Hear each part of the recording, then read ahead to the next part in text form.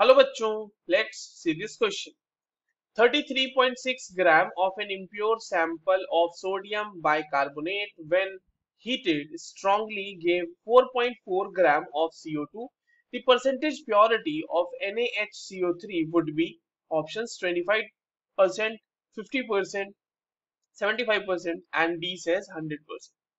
चलिए इस क्वेश्चन को सॉल्व करते हैं बच्चों. और सबसे पहले तो ये देखते हैं कि इस क्वेश्चन को सॉल्व करने के लिए हमारे पास कौन से की कॉन्सेप्ट की जानकारी होनी चाहिए. तो की कॉन्सेप्ट इस क्वेश्चन के जो रिक्वायर्ड है वो है परसेंटेज प्योरिटी. परसेंटेज प्योरिटी हमें कैलकुलेट करनी है. देखिए इसमें हम लोग स्टोइचियोमेट्री का भी यूज करेंगे, ठीक है, और उसी के बेसिस पे हम परसेंटेज प्योरिटी अपना फाइंड आउट करेंगे. अब हमारे पास जो सैंपल है, जो सोडियम बाइकार्बोनेट के डिकम्पोजिशन का यहाँ पर रिएक्शन है, पहले उसको लिख लेते हैं. तो 2NaHCO3 when heated it gives Na2CO3 plus H2O plus CO2. अब देखिए हमारे पास ये कहा गया है कि एक सैंपल है, इम्प्योर सैंपल है NaHCO3 का, और उसका मास दिया हुआ है 33.6 ग्राम और CO2 उससे निकल रहा है 4.4 ग्राम. तो number of moles of CO2 कितना हो जाएगा बच्चों? Number of moles of CO2 हो जाएगा गिवन मास डिवाइडेड बाय उसका मोलर मास, जो कि होता है 44 ग्राम पर मोल. तो यहाँ पर से कितने नंबर ऑफ मोल्स आ जाएंगे CO2 के? 0.1 मोल. अब हमने ये जब निकाल लिया तो हम स्टोइचियोमेट्री लगाते हैं.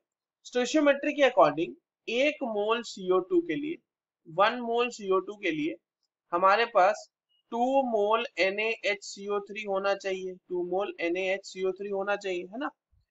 और हमारे पास CO2 कितना है? 0.1 मोल. तो 0.1 मोल CO2 के लिए कितना होना चाहिए? 0.2 मोल NaHCO3 होना चाहिए. अगर इसको ग्राम में निकालें तो 0.2 मोल को हम लोग मल्टीप्लाई कर देंगे NaHCO3 के मोलर मास, विच इज 84 ग्राम पर मोल. उससे मल्टीप्लाई किया तो ये ग्राम में वैल्यू आ जाएगी NaHCO3 की. ठीक है, 84 ग्राम कैसे आया होगा मोलर मास सोडियम बाइकार्बोनेट का? तो बहुत ही आसान है, सबके एटॉमिक मास का सम हो जाएगा ये.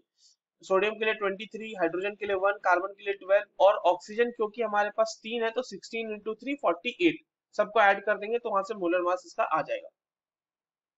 तो ये हो जाएगा 16.8 ग्राम NaHCO3.